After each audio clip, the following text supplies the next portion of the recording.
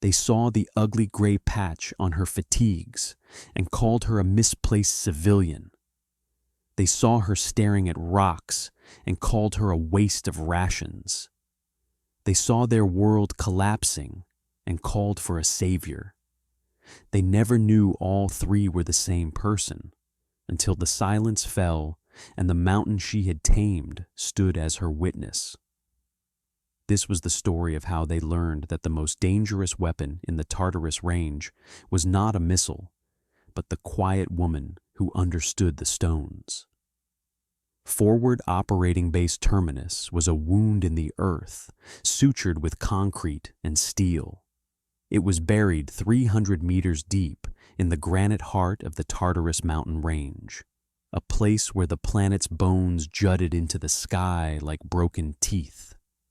The air inside was a sterile cocktail of recycled oxygen, the faint metallic tang of stressed electronics, and the ever-present, cloying scent of damp rock. Silence was a commodity here, always purchased at the price of some distant grinding machinery or the low, pervasive hum of the life support systems.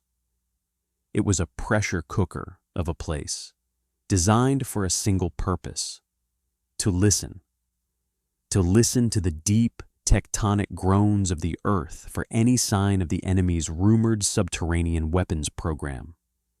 For the soldiers stationed there, it was a tour in a tomb, a slow descent into a state of perpetual, low-grade tension where the only enemy they ever saw was the creeping monotony and the oppressive weight of a vertical mile of stone above their heads. Dr. Aris Thorne felt the mountain differently.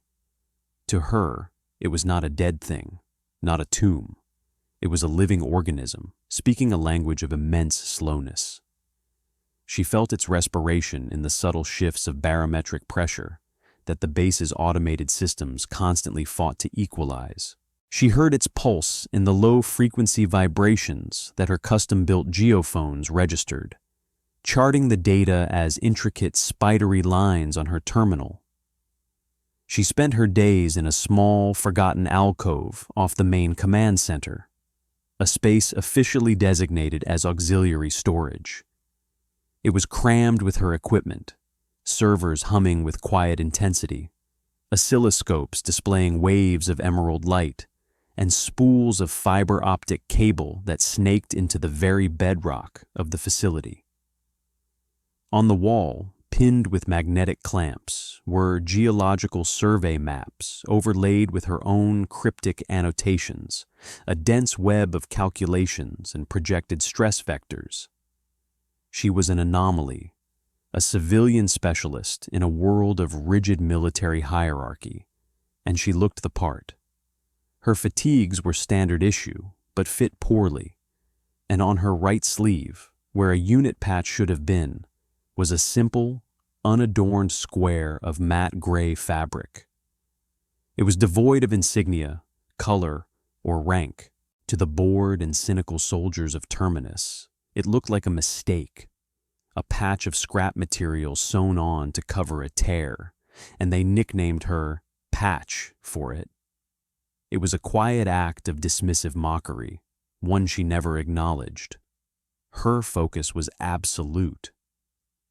She would sit for hours, her gaze fixed on a monitor displaying a cascade of raw data from the sensor arrays she had personally calibrated and installed throughout the range. She traced the lines with her eyes, her mind a silent vortex of differential equations and Fourier analysis. She was not just reading data, she was interpreting a symphony of deep earth music. She could distinguish the groan of a settling fault line from the distant, percussive shock of a controlled mining blast miles away. She could identify the unique acoustic signature of groundwater seeping through a new fissure, a sound as distinct to her as a human voice. The soldier saw a woman staring at a screen. She saw a conversation. The mountain was telling her its secrets, and she was listening with an intensity that bordered on communion. Her fingers would ghost over the keyboard, not typing, but feeling the potential energy of the commands they could issue. Each keystroke was an act of precision, a query sent into the stone, and the replies came back as numbers, as waves, as colors. The work was slow, methodical, and to any outside observer, profoundly boring. To Eris, it was the most vital task in the world. Major Kalen Vance saw none of this. He saw only a disruption to his meticulously ordered universe. Vance was a man forged in the crucible of military tradition, a product of academies that taught that leadership was a function of volume and unwavering adherence to protocol. He moved through the metallic corridors of FOB Terminus with a clipped, aggressive energy, his boots striking the grated floor with a percussive rhythm that announced his arrival long before he came into view. His uniform was a work of art, creased to a razor's edge, his brass polished to a blinding sheen. He was the physical embodiment of the authority he wielded, and he expected the world to conform to the sharp angles of his worldview. In his eyes, Dr. Thorne was a smudge on a clean pane of glass. She did not salute. She did not address him with the requisite "sir" unless prompted. She occupied valuable space with her strange, humming machines and her inscrutable charts. Her very presence was a violation of the neat, hierarchical structure he held sacred. He made his displeasure known not through direct confrontation at first, but through a campaign of passive aggression. Her requests for additional power allocation to her servers were delayed, lost in a sudden flurry of bureaucratic paperwork. The maintenance schedules for the climate control in her alcove were mysteriously overlooked, leaving her to work in a space that was often too cold or too humid for her sensitive equipment. He would stride through the command center, his voice a blunt instrument, making loud, pointed remarks about civilian contractors and the importance of mission focus over academic hobbies. The younger soldiers, eager to curry favor, would snicker. The veterans would just stare at their consoles, their faces impassive. They had seen men like Vance before. They knew the sound of insecurity masquerading as strength. Eris, for her part, seemed not to notice. Her world was contained within the glowing screens and the silent language of the rock. Vance's barbs were like stones thrown into a vast ocean. They made a brief splash and then vanished without a trace, unable to disturb the profound depths of her concentration. The tension between them was a low-frequency hum, another vibration in a bass already saturated with them. It was a dissonant chord in the otherwise monotonous symphony of life at Terminus. Sergeant Eva Rostova, head of the communications and sensor operations team, felt it most acutely. Rostova was a career soldier, sharp and pragmatic. She understood the necessity of hierarchy, but she also understood the undeniable reality of data. Her station was adjacent to the command dais where Major Vance presided, but her gaze often drifted towards the dim alcove where Dr. Thorne worked. Rostova was the one who processed Thorne's power requests and saw them get flagged by the Major's office. She was the one who routed the raw data feeds from the outer geophones to Thorne's private servers, and she had seen the patterns that Thorne was tracking. They were subtle, almost imperceptible, but they were there. A rhythmic, patterned quality to the background seismic noise that had begun 3 weeks ago. It was too regular to be natural. When she had discreetly brought it to the attention of her immediate superior, Lieutenant Marks, he had shrugged. Major's office says it's within normal parameters, probably just feedback from our own power grid. Don't waste the civilians' time with it. Rostova knew it was not feedback. The signature was too clean, its periodicity too perfect. It was artificial. She had cross-referenced it with the base's power consumption logs, the atmospheric pressure readings, even the waste recycling schedules. There was no correlation. The signal was alien, an intruder in the system. And she knew, with a certainty that chilled her, that Dr. Thorne was not just tracking it, she was hunting it. Rostova saw the way Thorne would isolate the signal, running it through dozens of different analytical filters, her expression a mask of pure, unadulterated focus. She saw the quiet intensity and recognized it for what it was, the look of a master craftsman at work. She had seen that same look on the face of an explosive ordnance disposal specialist disarming a complex device, and on a sniper calculating a shot in a high wind. It was the look of absolute competence, and it was a look she had never, not once, seen on the face of Major Vance. So she kept her silence, maintained her station, and watched. She became an observer of two forces, the loud, kinetic energy of the Major and the quiet, potential energy of the scientist. She did not know which was stronger, but she had a growing suspicion. The confrontation, when it came, was as inevitable as a pressure-induced fracture in the rock. It happened during the midday shift change, a time of maximum traffic in the command center. Vance was conducting one of his impromptu inspections, his presence sucking the air out of the room. He moved from station to station, pointing out a dusty console here, a non-regulation coffee mug there. It was a performance of authority, and he was playing to the entire room. Finally, his tour brought him to the edge of Thorne's alcove. He stopped, hands on his hips, and stared into the dimly lit space. Aris was hunched over a holographic display, a three-dimensional representation of the mountain range shimmering in the air before her. The anomalous signal was highlighted in a pulsing, angry red. She was so engrossed, she did not register his presence. "Dr. Thorne," Vance's voice cut through the low hum of the servers. It was not a request for attention. It was a command.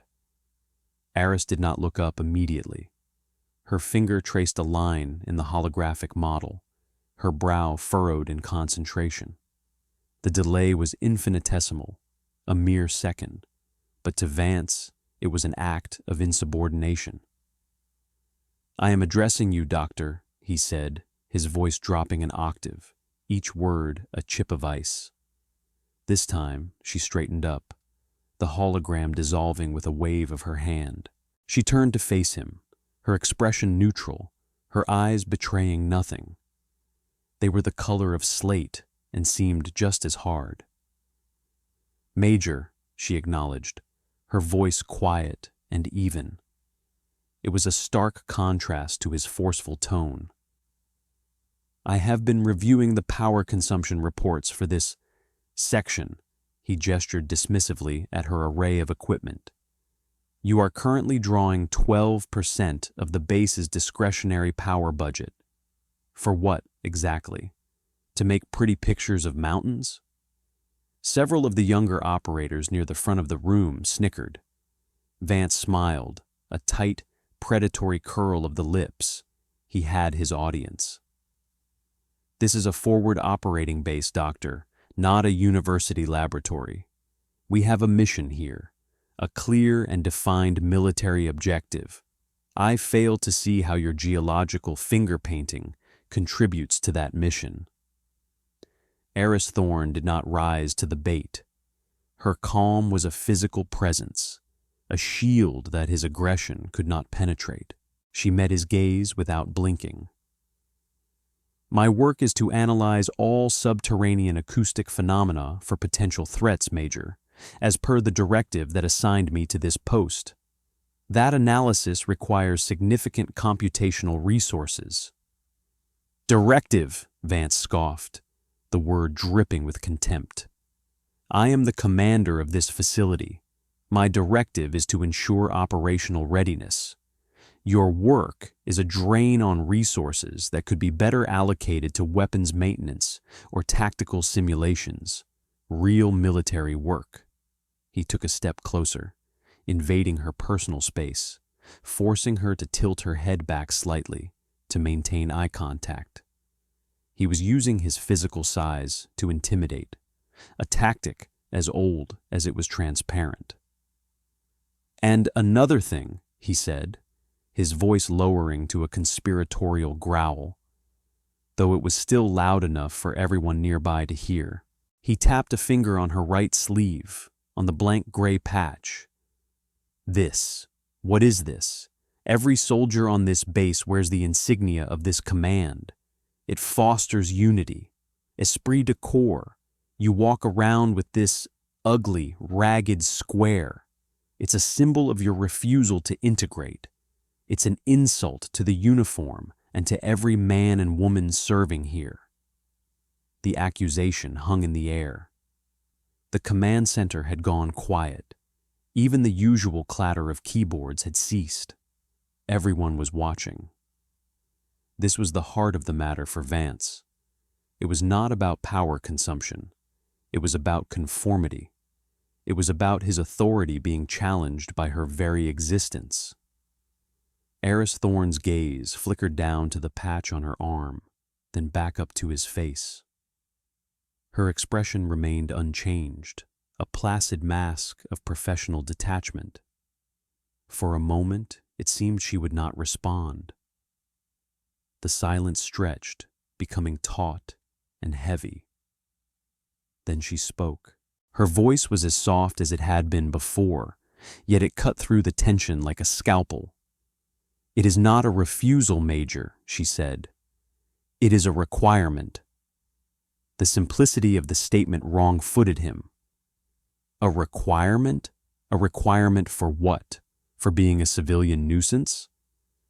"A requirement of my posting," she replied, her voice unwavering. "My directive states that I am to wear no other insignia." It was a masterstroke of verbal deflection. She had not explained the patch. She had not defended it. She had simply framed it in the language he understood best: directives and requirements.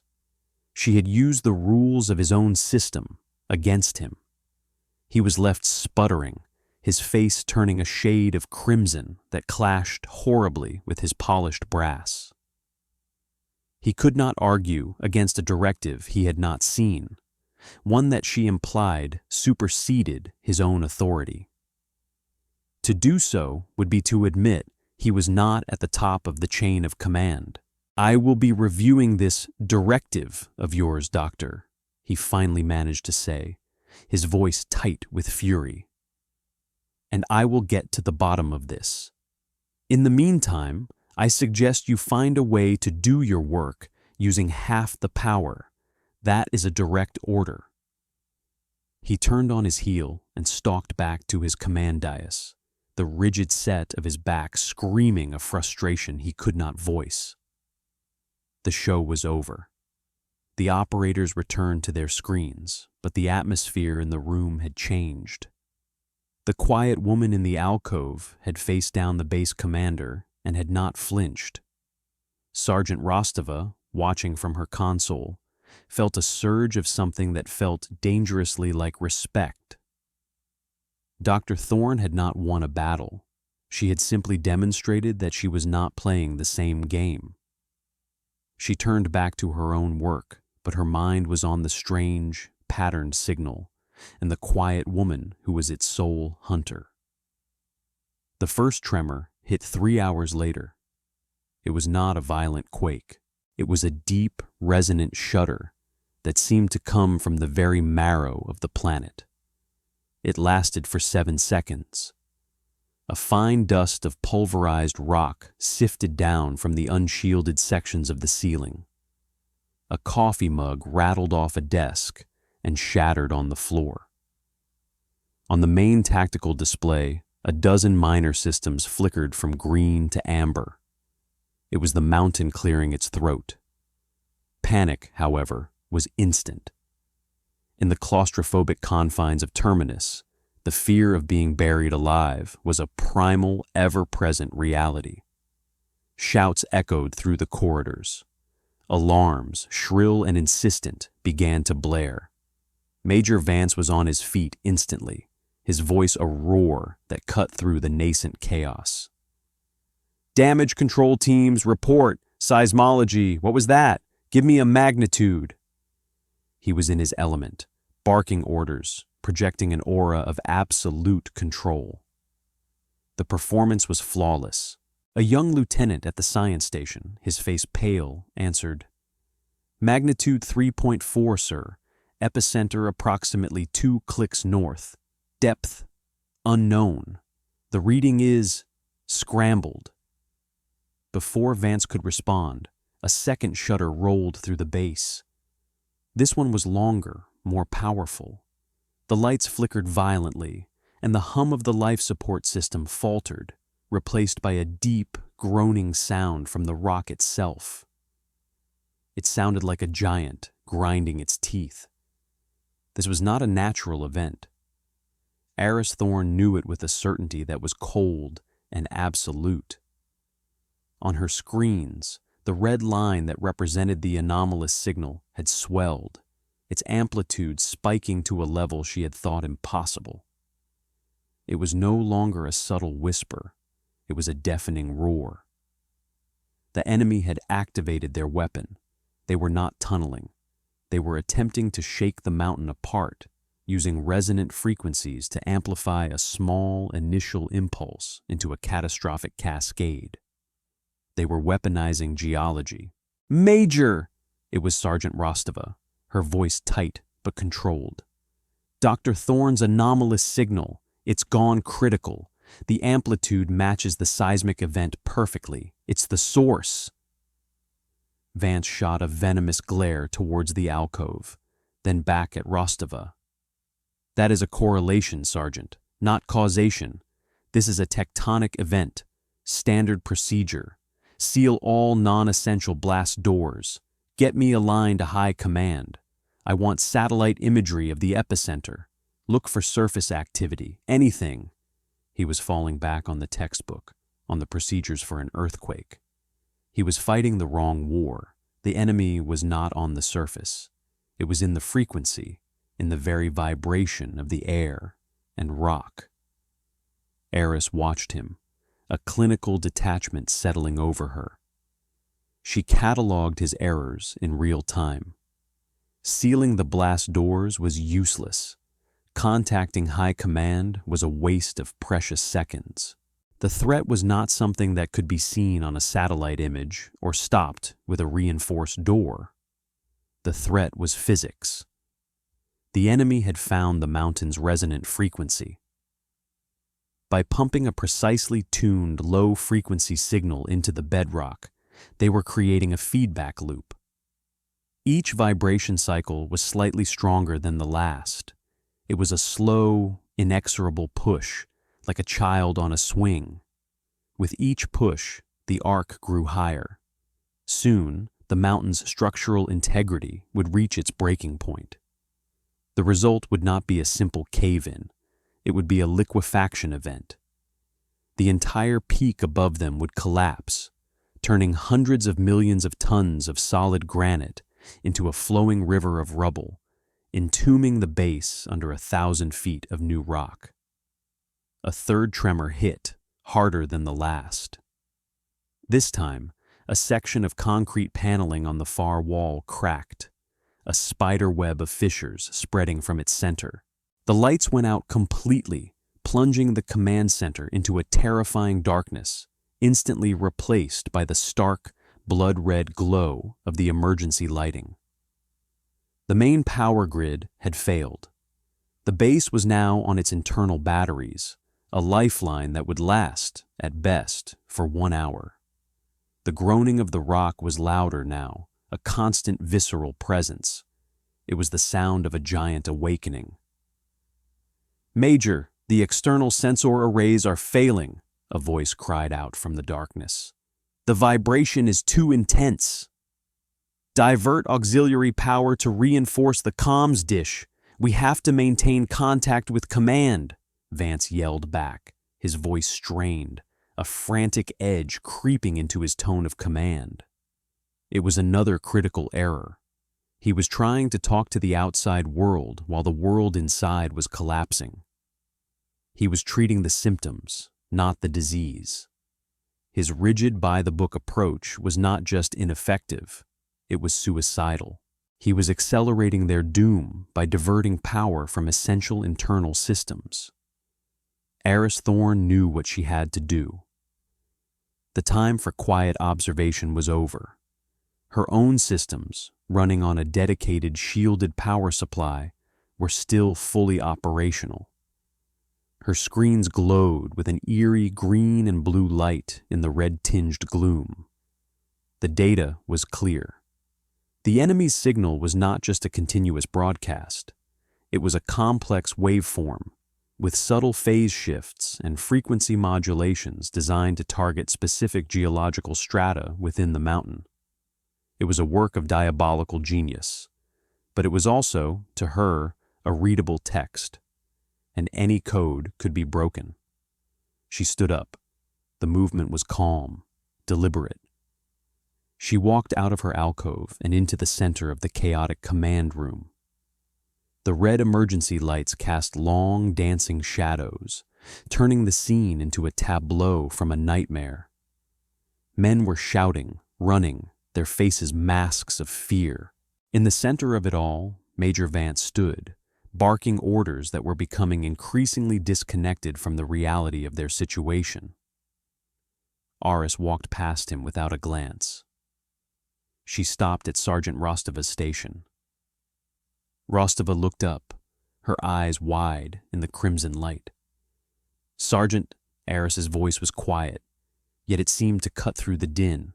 It was devoid of fear, devoid of panic. It was the voice of pure, cold reason. I need you to do exactly as I say. I need you to bypass the main command overrides and slave the base's primary comms array to my terminal. All of it. The master transceiver, the deep wave emitters, everything. Rostova stared at her. What she was asking was tantamount to mutiny. It meant seizing the single most powerful piece of equipment on the base and handing it to an unverified civilian, directly contravening the orders of the base commander who was standing 10 feet away. It was an unthinkable breach of protocol. What for? Rostova asked, her voice a whisper. I'm going to broadcast a counter-resonance, Eris said simply, as if explaining a routine diagnostic. The enemy is using a focused frequency to create a positive feedback loop. I've isolated the waveform. If I can generate a signal that is perfectly out of phase, a 180-degree phase shift with an inverse amplitude modulation, I can cancel their broadcast. It's called destructive interference. I can turn their wave into a flat line. Rostova's mind, trained in signal theory, grasped the concept instantly. It was elegant. It was brilliant. It was also, she knew, fantastically difficult. The calculations would have to be perfect. The slightest error, a microsecond of latency, a fractional deviation in frequency, and instead of canceling the wave, she could amplify it, triggering the final collapse instantly. She was asking Rostova to bet the lives of every person on the base on her ability to perform a miracle of mathematics. Rostova, what are you doing? I gave you an order.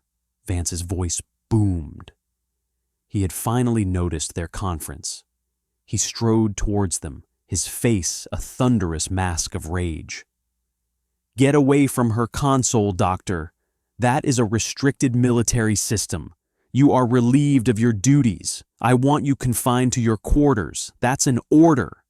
Another tremor, the most violent yet, slammed through the base. The very floor buckled, throwing Vance off balance. He stumbled, catching himself on a console. A shower of sparks erupted from an overhead conduit. The groaning of the mountain rose to a scream. On one of the few remaining active displays, A structural integrity map showed the main support pillars of the command level flashing from amber to critical red. They had seconds, not minutes.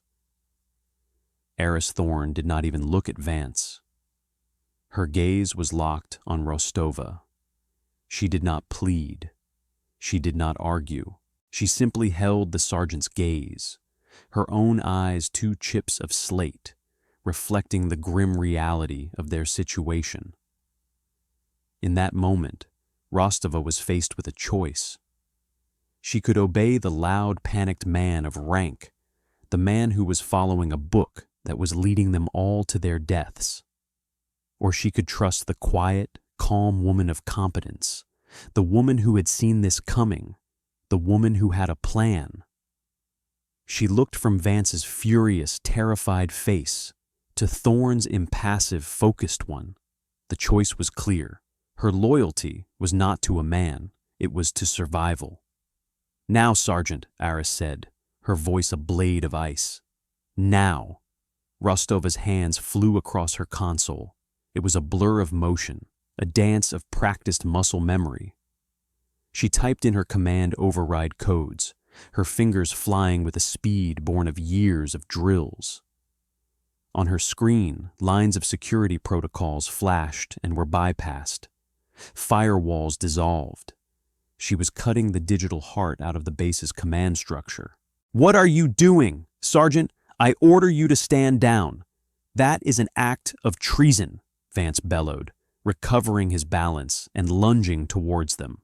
But he was too late. With a final keystroke, Rostova hit enter. A single line of text appeared on her screen. "External comms array slaved to terminal, a -1138, Thorne's terminal."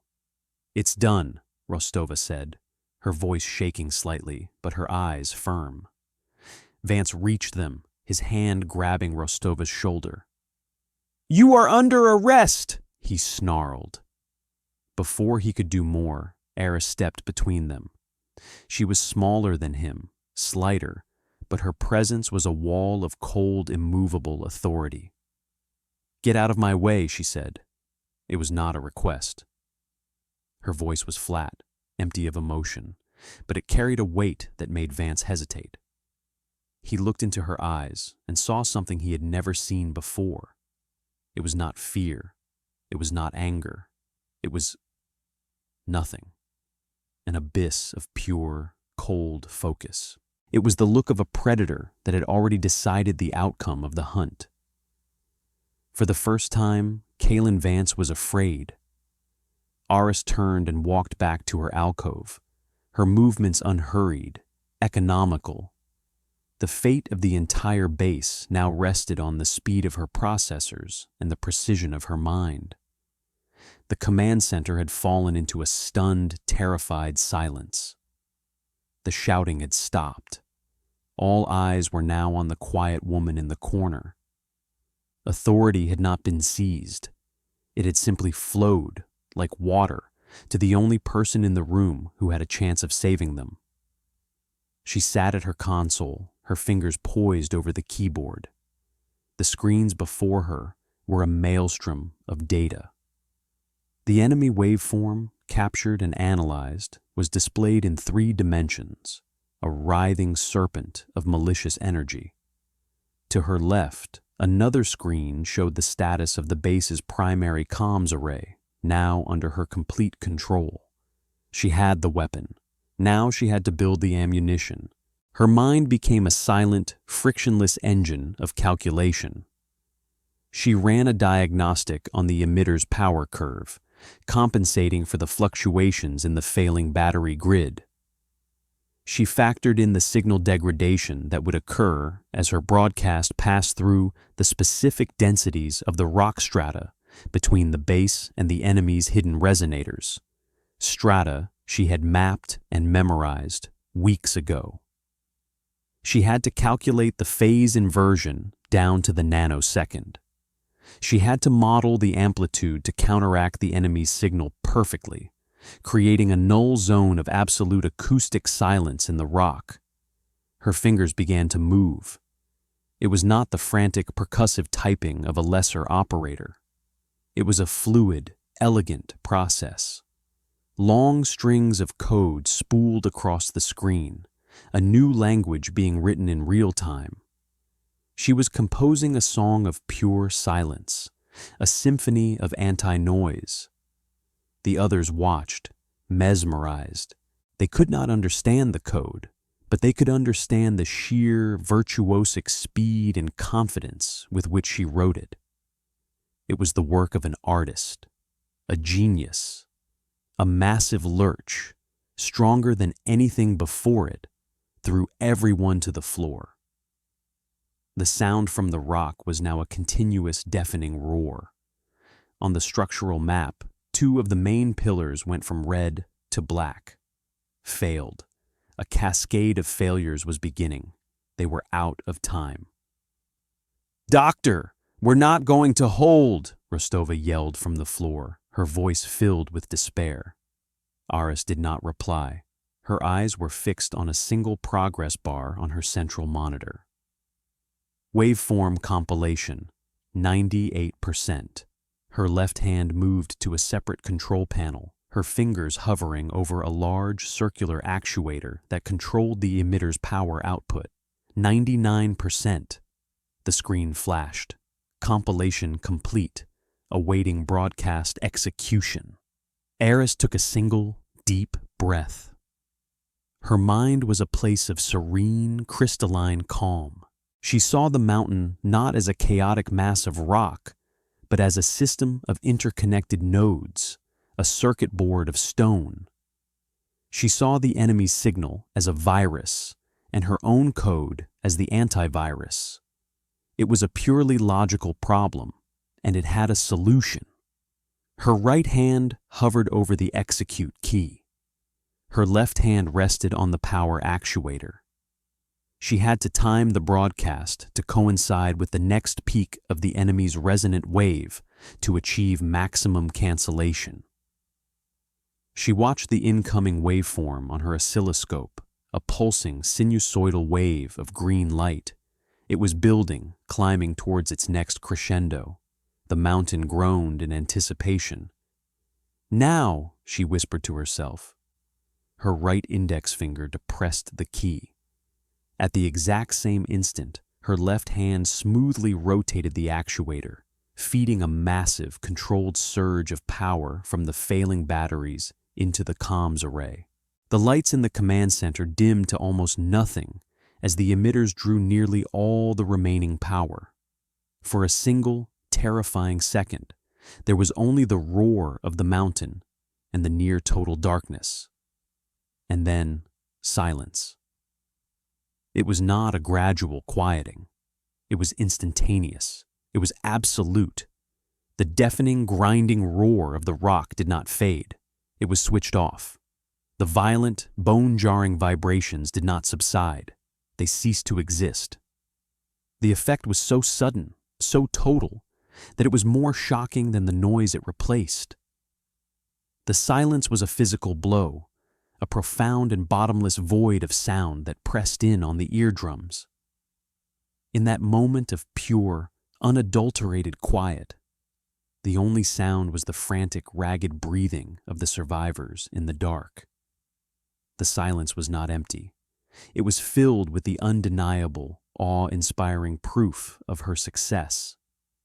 She had not just quieted the mountain, she had commanded it. The red emergency lights flickered back to their previous intensity. The command center was a wreck. Panels were cracked, consoles were shattered, and a thick layer of rock dust covered everything. But it was standing. They were alive.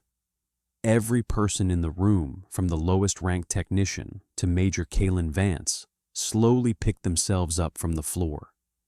They looked at the walls. They looked at the ceiling. They were not moving. The mountain was still. Then, as one, every eye in the room turned to the alcove. Aris Thorne sat at her console, her face illuminated by the soft green glow of her screens. On her central monitor, 2 lines were displayed. One was the angry, jagged red of the enemy's signal. The other was a perfectly mirrored, inverted blue line, her counter-frequency, and below them, a third line, the sum of the two, was displayed. It was a perfectly straight, perfectly flat line of pure white. 0. Annihilation. She had done it. She had achieved perfect destructive interference. The threat was neutralized. Her posture was unchanged. Her expression was the same mask of calm neutrality. She had just saved every one of them from a horrific death, and she looked as if she had just finished balancing a spreadsheet. Major Vance stood frozen in the middle of the room. The color had drained from his face, leaving it a pasty, sickly gray. His uniform was covered in dust, his hair disheveled. The illusion of his authority had been shattered as completely as the concrete panels on the wall. He stared at Aris, his mouth slightly agape. He was looking at a force he could not comprehend. He had tried to solve the problem with protocol and volume. She had solved it with mathematics and silence. In the face of her sublime competence, his rank, his bluster, his entire worldview had been rendered meaningless. He was an irrelevance. It was Sergeant Rostova who broke the spell. She slowly walked over to the alcove, her steps cautious, as if approaching a sacred site. She stopped a few feet from Eris's chair. She did not speak.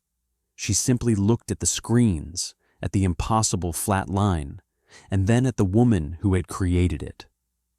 Then, she executed a slow, perfect salute. It was not the crisp, formal gesture she would have given to Major Vance. It was a gesture of profound, uncoerced respect. It was an acknowledgement of a power far greater than rank. One by one, other soldiers in the room followed her lead. The technicians, the lieutenants, the hardened NCOs. They turned to face the woman they had called Patch and rendered salutes.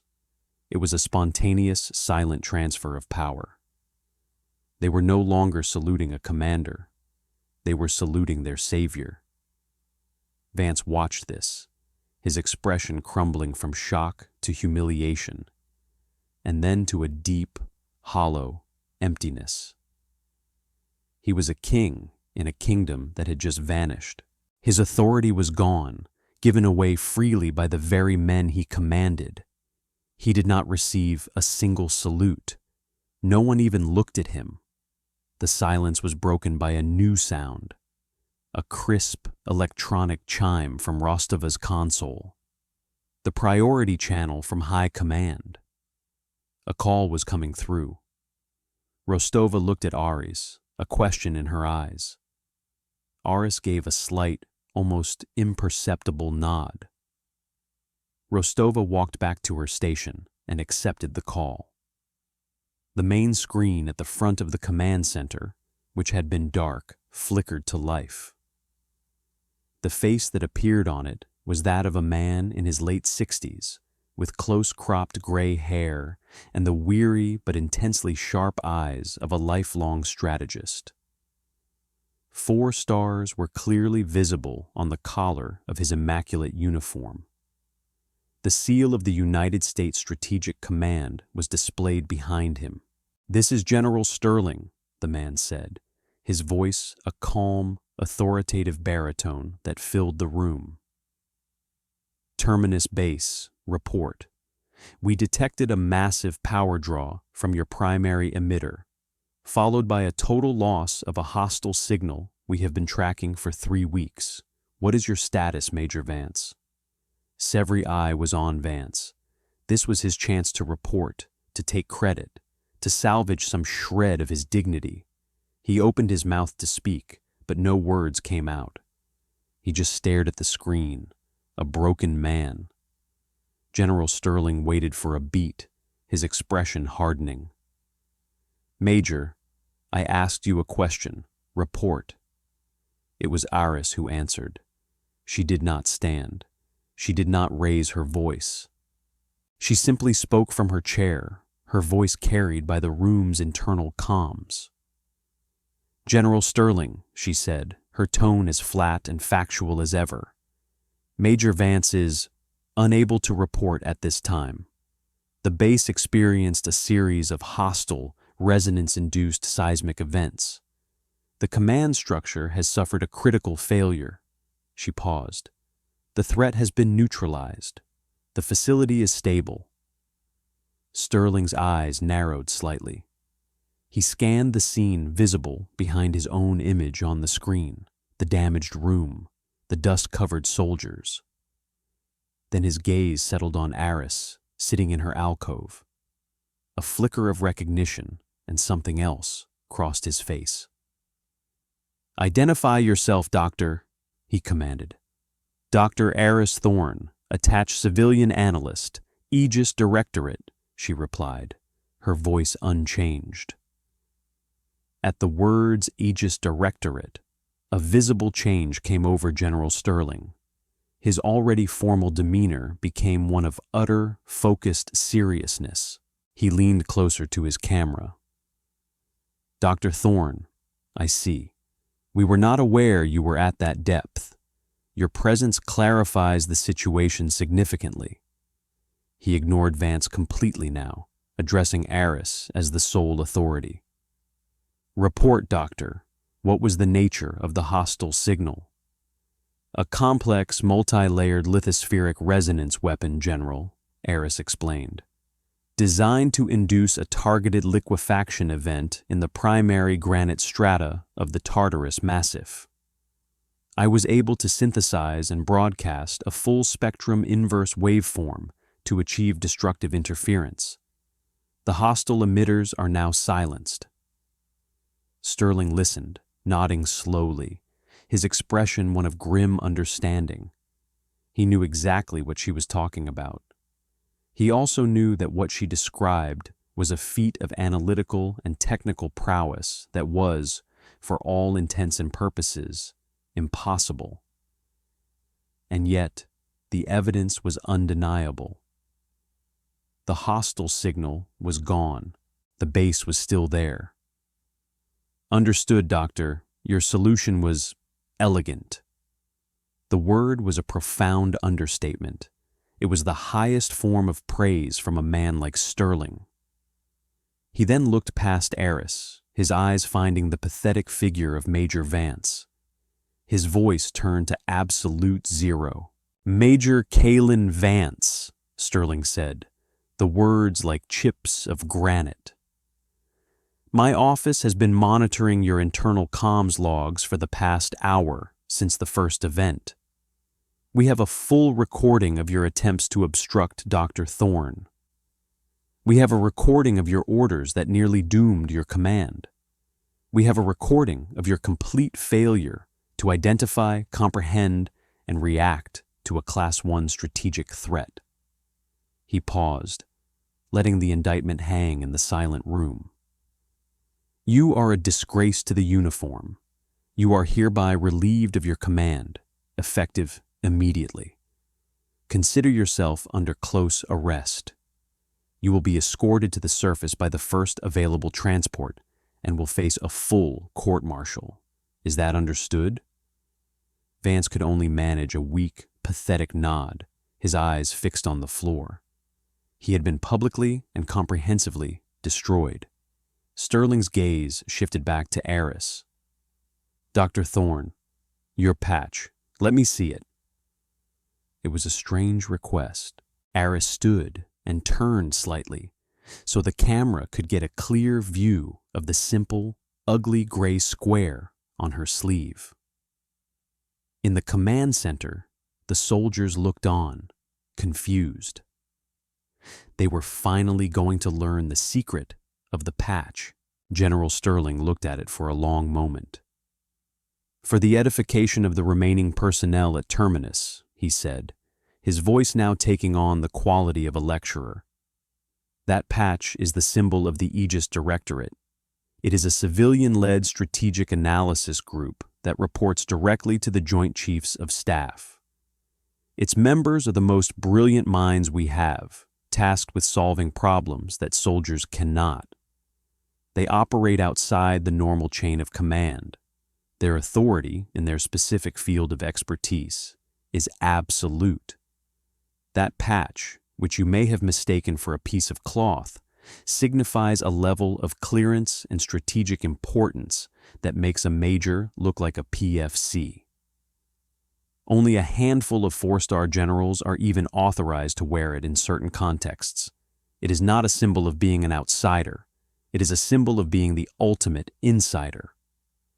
A wave of stunned comprehension washed over the room. The ugly patch, the ragged square. It was not a mark of disrespect. It was a mark of unimaginable authority. They had mocked a woman who answered only to the highest echelons of the entire military. The blood drained from the faces of the young soldiers who had snickered at Vance's jokes. They now looked at Aris with a new emotion, awe, mingled with a healthy dose of fear. Dr. Thorne now has full operational authority over Terminus Base until a replacement commander can be sent, Sterling declared. Her orders will be obeyed as if they came from me personally. That is all. The screen went blank. The aftermath was as quiet as the silence she had created. Two military policemen, their faces grim and unreadable, approached Vance, took him by the arms, and led him away. He did not resist. He walked like a man already in his grave. The rest of the crew, guided by a new, unspoken discipline, began the slow process of cleaning up, their movements quiet and efficient. No one gave orders. They just did what needed to be done. Authority had been replaced by competence. Eris returned to her station and began running a deep diagnostic on the mountain. The immediate threat was gone, but she needed to assess the structural damage, to understand the new stresses her intervention had placed on the rock. The work was her anchor, the logical, predictable world of data, a refuge from the chaotic world of human emotion. A few hours later, as the first hint of a new shift began to filter in, Sergeant Rostova approached the alcove. She held 2 steaming mugs of coffee. She placed one on the edge of Eris's desk, next to a stack of seismic printouts. I recalibrated the short-range sensors, Rostova said, her voice soft. She did not mention the events of the day. She did not offer praise or thanks. She simply reported a relevant fact. The micro-tremor activity is down by 98%. You've stabilized the entire formation. Eris looked up from her screen and took the mug. The warmth spread through her cold fingers. She took a sip. It was black, strong, perfect. Thank you, Sergeant, she said. Your bypass of the security protocols was executed with 0 latency. It was efficient. Coming from Eris Thorne, efficient was the equivalent of a medal. Rostova allowed herself a small, tired smile. I had a good reason, she said. I was wondering, that waveform you generated, the modulation you used to account for the nice intrusions in the upper strata, was that based on a standard Fourier transform, or were you using a wavelet model? Eris looked at her, a flicker of genuine interest in her slate-gray eyes. Rostova had not just seen the miracle. She was trying to understand the math behind it. She was trying to learn. Eris turned her screen slightly so Rostova could see. Neither, she said. It's a multi-resolution analysis based on a custom Dobeshi's wavelet. A standard Fourier is too imprecise for non-stationary signals in a heterogeneous medium. She began to explain, her voice losing its flat quality and taking on the passion of a teacher sharing a profound secret. For the first time since she had arrived, she was having a conversation. She remained at Terminus for another week. In that time, the atmosphere of the base was transformed. The loud, performative discipline of Vance's reign was replaced by a quiet, focused professionalism. The soldiers spoke in lower tones.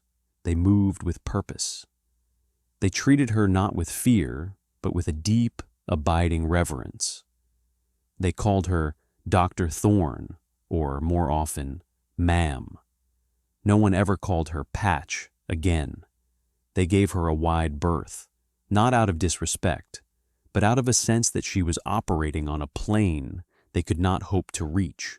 They would watch her as she worked, trying to understand the quiet power she wielded. She had become a legend, a ghost story the survivors would tell for the rest of their careers. The story of the quiet civilian who had spoken to the mountain and made it obey. When her replacement transport arrived, she left as quietly as she had come. She carried a single data case containing her analysis of the Tartarus event. Sergeant Rostova was there to see her off at the transport bay. They did not shake hands. They simply shared a nod of mutual, professional respect. As Aris stepped into the transport, Rostova spoke one last time.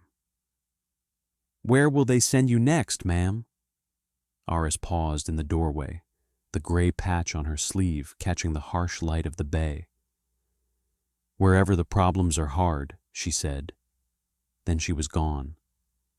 She left behind a lesson etched into the very rock of FOB Terminus. It was a lesson about the nature of true authority, which is not seized by rank but earned through competence. It was a lesson about the difference between the noise of command and the quiet power of understanding. The soldiers who served through that event were forever changed. They had seen the failure of their system and had been saved by an outsider who belonged to a higher order, one based not on who you were, but on what you knew. And long after the memory of Major Vance had faded into a cautionary tale, they would remember the quiet woman with the ugly gray patch, the ghost who walked their halls, the master of the silent stone. They would remember her, and they would know that the most dangerous ground is not always the one under your feet, but the one you fail to understand.